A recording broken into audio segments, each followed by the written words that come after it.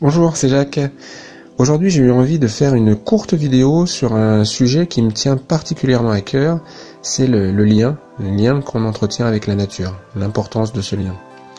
La période de confinement que nous venons de vivre a accentué l'importance que prend pour moi ce lien que j'entretiens avec la nature. Là, le déconfinement commence à s'organiser et avec lui, je retrouve le plaisir de pratiquer mon activité favorite en extérieur.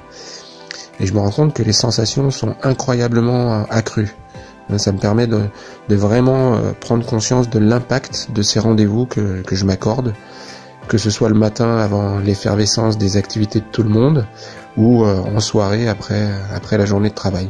Et pour ma part, j'aime particulièrement ce parc que je vous laisse découvrir à l'image actuellement.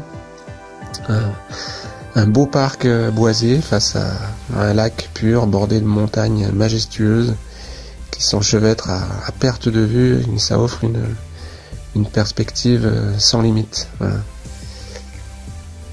La nature est assez généralement associée au bien-être. On parle de réduction du stress, de réduction de la dépression, une meilleure estime de soi.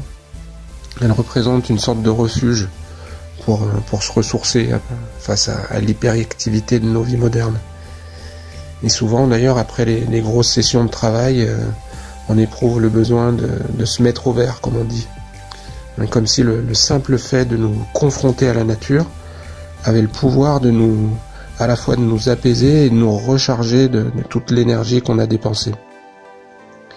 Alors ça peut être devant un lac avec des montagnes, comme ici, ou une forêt, ou tout autre site naturel. C'est une véritable reconnexion à la force de vie universelle, cette force, cet élan qui anime toutes les formes de vie, qu'elles soient animales ou végétales. Et ça a un double intérêt, d'abord personnel, dans l'accroissement de nos sensations. Elles vont s'amplifier par rapport à une pratique en salle, mais surtout, ce lien nous replace dans une idée de protection de la nature.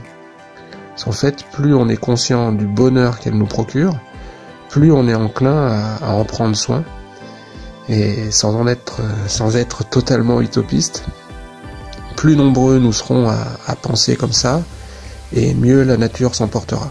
Nous sommes trop nombreux quand je vois les différentes publications sur les différents médias à propos de ce sujet, ou les discussions que j'ai avec mes amis. On est trop nombreux à éprouver de la colère, de la tristesse face aux dégradations subies par la planète.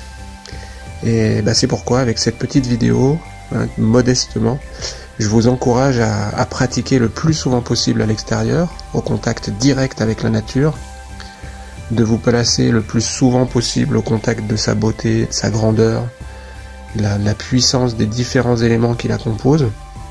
Alors oui, en vous protégeant quand les conditions météorologiques le nécessitent, et surtout de partager ce que vous procure cette pratique avec le plus grand nombre de personnes, comme je le fais actuellement ici. Et peut-être qu'ainsi on assistera à une autre forme de contagion, plus vivifiante, celle justement de l'importance du lien avec la nature et de l'importance d'en prendre soin.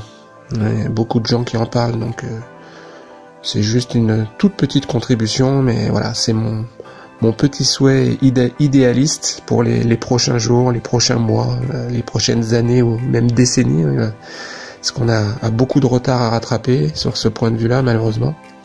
Mais voilà, on peut avoir bon espoir.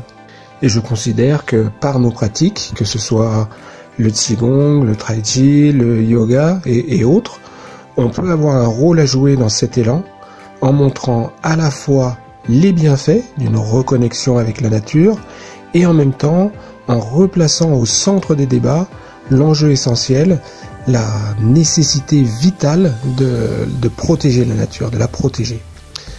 Alors bonne pratique, prenez soin de vous, prenez soin de notre environnement, de votre environnement, et je vous dis à très bientôt dans de nouvelles vidéos.